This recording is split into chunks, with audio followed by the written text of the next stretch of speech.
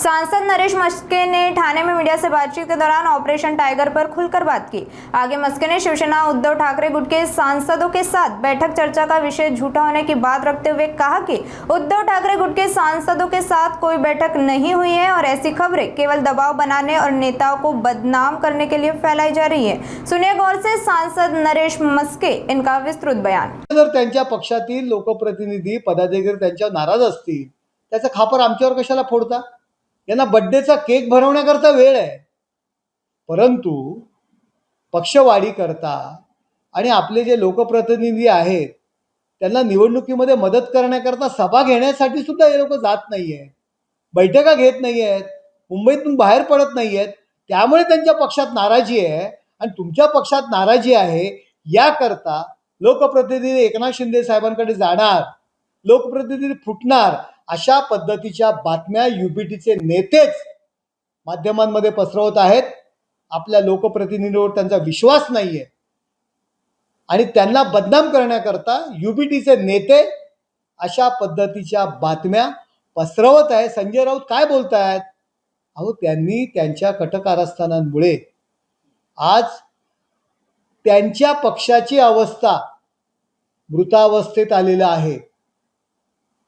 प्रयोगशाळेमध्ये ज्या पद्धतीने एखादी डेड बॉडी मुलांना शिकण्याकरता देत असतात त्याच पद्धतीने ही युबीटीची डेड बॉडी कधी शरद पवारांच्या पक्षातील नेत्यांना वापरण्याकरता देतात अभ्यासाकरता, तर कधी काँग्रेसला वापरण्याकरता देतात।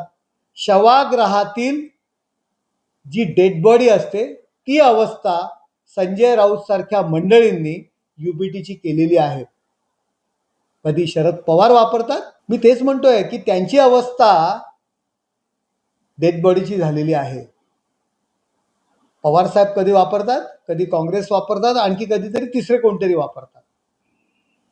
त्यामुळे ती संजय राऊतांसारख्याने अशी परिस्थिती केलेली आहे। अहो, ते चालले त्यांना कोणीतरी घ्यायला पाहिजे ना। बघा, आदित्य ठाकरे आणि संजय राऊत यांच्यामध्ये जे काही कोल्ड वॉर सुरू आहे, संजय राऊत स्वतःच म्हणतात माझं नाव घेतील, म्हणजे हे प्रेशर टॅक्टिक्स खेळत आहेत संजय राऊत। या दोघांमध्ये जी कोल्ड वॉर सुरू आहे त्याचे हे परिणाम आहेत या सर्व बातम्या।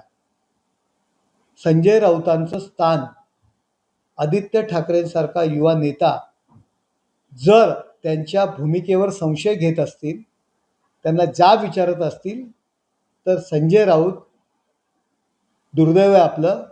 आणि या दोघांमध्ये जे काही कोल्ड वॉर सुरू आहे त्यामध्ये त्यांच्या पक्षाची अवस्था अत्यंत आणखी वाईट होणार आहे। हे बघा, सध्या परिस्थितीला आम्ही आमच्या घरी सुखी आहोत, आमचं कुटुंब आणि आम्ही भले आहोत।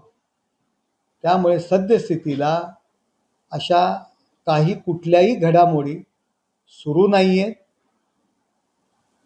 ठेविले अनंते तैसेची सगळ्यांनी राहावे एवढंच